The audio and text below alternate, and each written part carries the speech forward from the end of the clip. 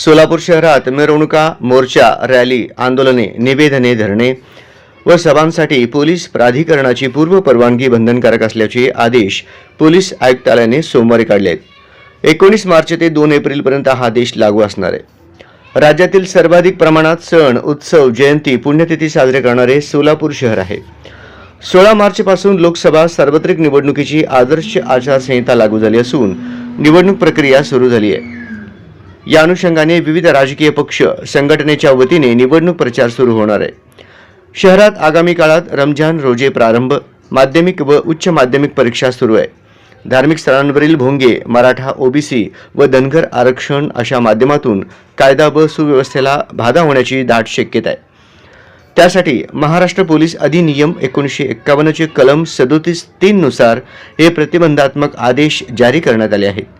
या काळात शस्त्रे, तलवारी, भाले, बंदुका, सुरे, काठ्या किंवा झेंडा असलेली काठी इजा करण्यासाठी वापरता येईल अशा वस्तू जवळ बाळगता येणार नाहीत। आपल्या वागण्यातून किंवा कृतीतून इतर जमातीच्या भावना दुखावतील असे काहीही कृत्य खपवून घेतले जाणार नाही, असेही पोलिसांनी स्पष्ट केले आहे।